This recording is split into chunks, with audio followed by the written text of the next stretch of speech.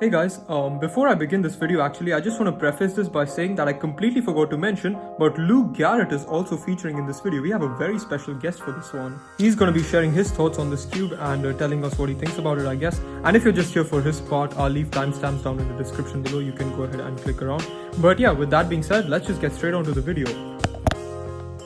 Look what we've got here today, guys. We've got the official 3x3 world record Rubik's Cube. Well, the cube that holds both the world records, I guess. Hey guys, it's me Ram here, and in today's video we're going to be taking a look at the Rubik's Cube that has taken up the market by storm right now. The MoYu Super Weilong V2 20 magnet ball core maglev magic cloth version. Wow, talk about a long name. Now, as you guys are probably aware, Yiheng Wang has been breaking world records left, right and center on this cube dating all the way back to November 2024 at the Asian Championships. And therefore, we're also aware that MoYu took quite a while to end up perfecting this cube with releasing a lot of prototypes, and I guess this is the final version of what they've perfected because here we have it right now. Anyways, without any further ado, let's just go ahead and quickly open up this cube. Now, I'd like to give Speedcube Shop as always a massive thank you for sending me this cube to test out. If you want to buy this cube or any other Speedcube, be sure to get it at Speedcube Shop and use the discount code RAM for 5% off your order, as well as a shout out at the end of my latest video. Alright, looks like it comes in this carry bag again, although it's a much smaller carry bag than last time's one. Also, it came in this pretty big box type thing, which is pretty interesting, but there's nothing else in there, so that doesn't really matter.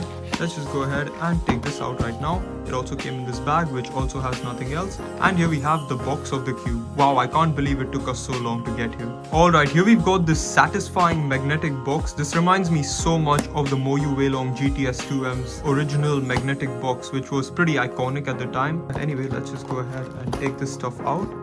Looks like we have this cube, obviously. We've got this accessories box, which I will take a look at later. We've also got a bunch of these cards, and we've also got this cube box. I'm surprised that the cube isn't in the box. That's a little concerning, but that's okay. I didn't really order any pre-setup version, so I don't know why that's the case with this cube being outside. But yeah, whatever. Let's just go ahead and give this some first turns.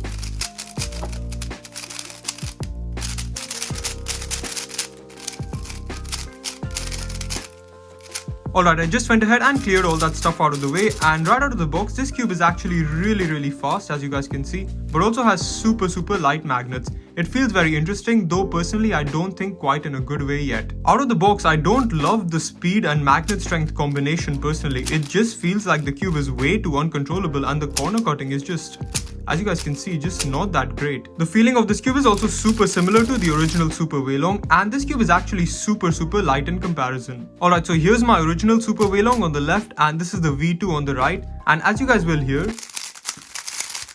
this cube does sound very similar to this.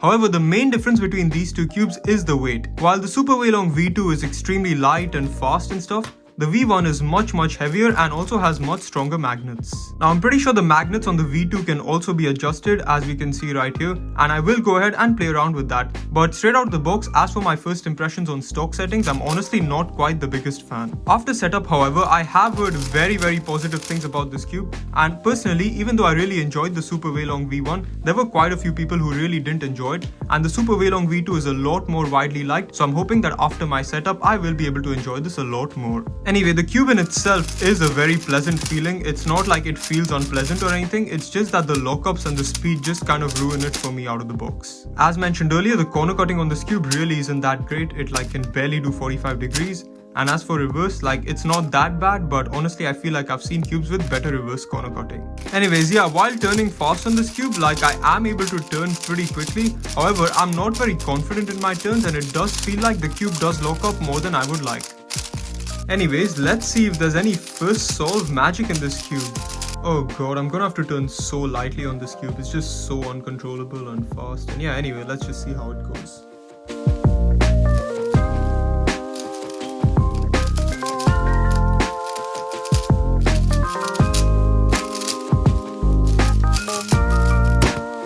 Okay, 10.27 seconds. That's honestly better than I was expecting because this cube is just so fast. Like look at that. Anyway, let's just go ahead and take a quick look at the accessories and I guess cards that came in with this cube. It was packaged pretty interestingly, so I guess we'll just have a look at it like this. First of all, we have this massive pamphlet, I guess, about how to solve a Rubik's cube, which I kind of already know how to do. Then we have this user manual for the cube itself, which is very useful. Thank you very much. Then we have this little accessories box, which there look to be a lot of parts. Oh, okay. This is really good because there are springs in here. If I want to swap it out with the maglev, I might play around with that if I get time. However, I've been using maglev cubes quite a bit lately and I'm quite used to the speed, so that's pretty good. But great job, MoYu, for including this. I really appreciate that. And the final two things we've got is a Team MoYu card, and we've also got information about Mr. MoYu himself. I don't really know if that's his name. So yeah, I guess that's pretty much it for my first impressions on this new cube, the MoYu Super Weilong V2. There really isn't that much I can say on this cube straight out of the box. I'm overall not overly impressed. However, I know that with setup and break-in and whatever, it'll become a lot better. I know that this first impressions is a little bit shorter than it normally is, but I thought it would just be a good idea to just end the first impressions right here. And rather than talking about the qualities of this cube I don't like, I'd rather go ahead and set it up and give it a fair chance because I know that it is a very good cube in general. So yeah, I guess that's pretty much it for my first impressions on this cube. I will go ahead and set it up and play around with it to form a final opinion on it. But for now, that's pretty much it for my first impressions. I'll see you guys in the next segment of this video to give my final thoughts on this cube. Alright, well, now for the time that probably half of you guys have already skipped to, it's now time for Luke Garrett to share his thoughts on this cube. So, take it away, Luke. Hey guys, it's Luke here, and today I'll be sharing my thoughts on the Super Weilong V2. The cube in these solves is on tension 3, compression 5, and is lubed with weight 5 on the core and angstrom dignitas on the pieces. I also swapped the maglev for springs using the pieces provided in the accessories box. This setup gives the cube a stable and smooth feel, which works well with my pretty aggressive turning style. I've used this cube in comp to varying success, but it has given me consistent and solid times. I'd say this cube is probably best for those who prefer fast cubes, which is why we've seen people like Yihan get such great times with it. Even though I prefer my cubes a lot slower, this cube still has a lot to offer, and I think it can benefit almost any type of solver. Right now I'm bouncing between this cube and the RS3M V5 as my main, but I would definitely recommend the Super Weilong V2, especially if you have a lighter turning style. The high price tag is hard to ignore for this cube, so I would recommend trying it out at a competition first before buying it if you're able to. But overall, this is a great cube with a lot of versatility, and its performance has definitely impressed me. Thanks to Ram for letting me share my thoughts, and enjoy the rest of the video. Thank you so much, Luke, for sharing your thoughts on this incredible cube and being a part of this video. I think now it's my turn to give my final thoughts. When I first got the cube, as you guys saw, it was in need of some good setup. Therefore, I put the cube on the strongest magnets, fairly loose settings, and added in a bunch of Traxxas 50K/weight 5. This made the cube nice and controllable, but unfortunately, only for a bit. This cube absolutely eats through lube. It sped right back up in absolutely no time and became way too fast even for me. I used the cube officially and unfortunately wasn't super consistent on it because of its insane speed. I decided to get a more permanent solution to this problem. Like Luke did, I swapped out the maglev for the included springs that came in the box, and that seemed to do the trick just fine. I kept the cube on the loosest settings, however, that still felt a little slow, so I added a few drops of stardust and that did the trick just fine. But again, I'm running into a similar problem from earlier. The cube eating through lube does not really help. It has slowed down a little bit since I added the lube, though it's not slow enough to be unbearable for me, and for what it's worth, the speed should work fine officially anyway.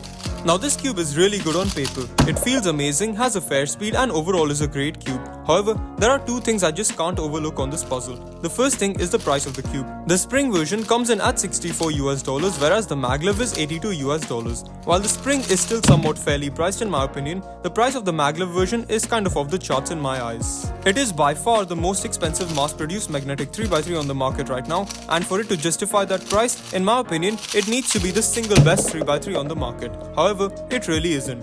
The MoYu RS3M V5 is just 30% of the price of the maglev Super Weilong V2, and in my eyes, it is almost 95% as good as this cube and is just a safer cube in general. Now my second problem with this cube is definitely more of a me skill issue than an actual problem. It's the corner cutting. Even when trying to corner cut 45 degrees on the loosest settings, the cube takes a lot of effort to cut. As someone who is a rather inaccurate turner, this isn't the best for me, but over time, my turning has gotten more accurate to work with cubes like this. For what it's worth, it hasn't really affected my times too much and I've gotten used to it, and if you're an accurate turner anyway, this cube should be just fine for you. However, since this cube costs so much, I have to be nitpicking at every little flaw I find, and that's exactly what I'm doing right now. Overall, would I recommend this cube? In my opinion, it might be the best 3x3 on the market, but it's far from definitive. I think if you want the world record cube just for the novelty, or just genuinely want the best 3x3 option out there without worrying about the price, then I would recommend this cube. However, if you want a very good 3x3 in general which is safe and a great price, I'd highly recommend the MoYu RS3MV5 ball core. It's just such a good cube with a lot of great qualities and is the main of a lot of fast cubers even with the Super Weilong V2 in the mix. All in all, the Super Weilong V2 is a great cube and it has so many world records set on it for good reason. But I'd highly recommend trying it out at a competition if you can before buying it, because after all, it is quite expensive and there is a small chance that it might not even be for you. So that's pretty much it for my video on the MoYu Super Weilong V2 and whether it's worth the $82 price tag. Thanks a lot for watching, I hope you guys enjoyed, and a big thank you to SpeedCube Shop as always for sending me this cube to test out. Goodbye.